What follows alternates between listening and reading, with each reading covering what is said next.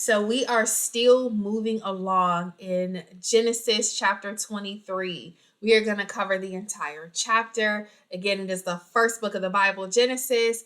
It is chapter 23, and we're going to cover verses 1 through 20, the entire thing. So we have finally reached a point where we are getting ready to say goodbye to Sarah.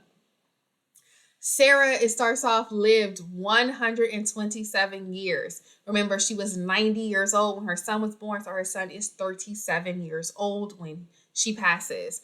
And we are working with Abraham as he says his final goodbye to his wife, who has been with him for so many years and has walked out these promises and these situations and these encounters with God, and is the mother to the son of this promise that God gave him. And it says that she was in the land of Canaan when she passes. This currently is not the promised land. It is currently the promised land, but it's not a promise that has been given yet. This is the land that's promised for future generations that come from Abraham, but not for them yet. But Sarah dies while they are still traveling as foreigners through this land. And Abraham mourns for his wife. He loves her. He mourns for his wife, and he goes and he sets out to talk to the people who live in this land, who are residents to this area, to make sure he can find a burial place for her. And so in verse 4, he talks to the Hittite people, or the men who are kind of in this courtyard, this gate. He's reached out to his neighbors basically and is talking to them about making sure he has some land. And he says, "Look, I'm a stranger here. I'm just traveling through this land. I didn't grow up here. I don't own anything here. So can you give me a space where I can bury my wife?" And they answer him and was like, "Look, man, you are a prince among us. We are blessed because you're blessed. We are blessed because of who you are. We got that connective blessing. And we're not going to withhold any space from you. You tell us what land you want, and it is yours." And Abraham appreciates that because they recognize that they recognize him as like one of them. Like, they recognize him as as a person who deserves a space. Not, hey, pack her up, take her back where y'all from.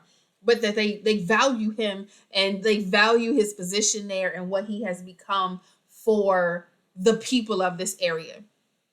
And he's like, "Look, if you would just let me have, or let me talk to Ephron, who owns this field. There's a cave in the back of a field, and I want to use that cave as a burial place for her. If you could just figure out the price for me so I can purchase this land." And Ephron is there, and he's like, hey, that's my field, my friend. There's a cave back there. You can have it. Let me give you the whole field and the cave so that you have a space to bury her, but you also have something attached to it. So you don't own like this one little spot in the middle of this open field. You got the whole thing. It's all yours to do with what you want, so that in the future, if you need to use it, it's yours. Let me give it to you. And Abraham was like, I really appreciate that offer, but you got to tell me how much it costs. You got to tell me what it is. I'll accept the money from me. Let me buy it from you. Let me own this. Don't gift it to me. Let me purchase this. Because if we remember way back in the time where he had to go rescue Lot, that when they were dividing up all the spoils of war, they were like, give everything to Abraham, because he was the one that took care of this. And he was like, no. God is the person that's blessing me. God is in charge of this. I don't want you to give me anything. Let me purchase it. Let me buy it outright, so that it's not a gift to me, but once I pass, the gift is no longer there. You can reclaim it because you gifted it to me and I'm not using it anymore. I can't gift it to the next person. Let me own it so that I can include this in my legacy and pass this down to my children.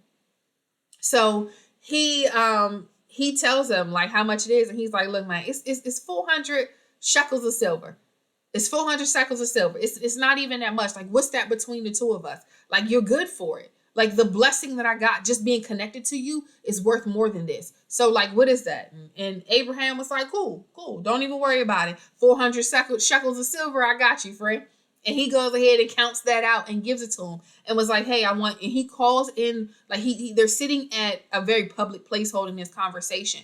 And he's like, hey, I want y'all to count this and make sure I'm not shorting him. Weigh it. Make sure I'm not shorting him. Make sure it's nothing off and that we are actually making a solid deal here. I paid him in the presence of witnesses so that this land is mine now. And so they work out that deal. He gets the cave that he's looking for, and he has this field that's attached to it. And so in verse 19, it says that he buried his wife Sarah in the land of Canaan. And that is how this piece of property passed from the ownership of the Hittites or Ephron into the possession of Abraham. Because prior to this, Abraham owned no land. He had all types of wealth. He had all types of possessions. He had all types of cattle. But what he didn't own was the land. They were allowing him to stay there and share it and use their resources, but he didn't own anything. So now the ownership of this thing is now his. So going forward, this field, this cave belonged to him. He now owns a piece of the promised land that was promised to him from God, or promised to his children's children from God. Like this was his first taste of that ownership of that promised land that God had made, and this promise for future generations to him. So I'm going to recap because that's what it is. We recap, we say goodbye to Sarah here. She has lived a good long life. She was beautiful through and through. We see Sarah in some of these chapters that we've gone through just recently ago, that there are just a few years off. She was in her 80s. And the king was still like, send her on up to my house, because she was gorgeous. She was beautiful. And she lived a good long life. She got to be a mother. And after being barren for the majority of her life, being barren all this time, she got to enjoy having a child. She got to carry this baby, give birth. I don't know anybody that enjoys that part, but she got to nurse this child. She got to raise him. She got to see him into adulthood. He was 37 years old when she passes on. And in this, there is the bargain and negotiation for the place to bury her, so that the only thing that Abraham owns, the only piece of land that Abraham owns, is the space where she's resting, because this is all that he managed to have. This is the first piece of the promised land that gets to be passed through for the legacy for those future generations. But he makes sure that you're not going to gift this to me, because I don't want you to change your mind on this gift. Let me I'm up in years too. If I pass away, now you're going to decide that this is no longer a gift, and you'll charge my son. Or once my son passes, or your children may not remember this deal that we made, and they call it back, and now there's no longer a resting place for my wife or myself. So I want to make sure this is mine. I want it to be clear. You didn't give me anything. The wealth that I have, God gave to me, and I'm not going to change it now. And so he buys this land in his fields, and this place is the final resting place for Sarah at this point. And while we are sad to see her go, we are getting ready to move our way into the story of Isaac and Isaac's lifestyle and legacy as it follows from there. So I want you guys to remember, trust God. Trust God and know that he means well for you. Know that he will provide what you need, that you are not alone. Even though you may not have somebody with you, you are not alone. God is always with you. Even when you have to say goodbye to loved ones, know that God is already working this out. So it wasn't just a burial place that he got, but he got the entire field, so he can go and sit and worship God out here near her if he wants to. He can grow a field full of flowers and be reminded of something beautiful. Every time he goes to see her, there is a field of flowers that greets him.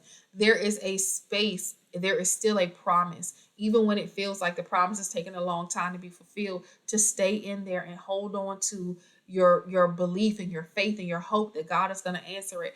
because even though the promised land was for the legacy or the generations that come through him, his grandchildren and great grandchildren and great great grandchildren were going to be able to walk into this promised land, God gave him a piece of it because of his obedience, because of who he was in a relationship that they have.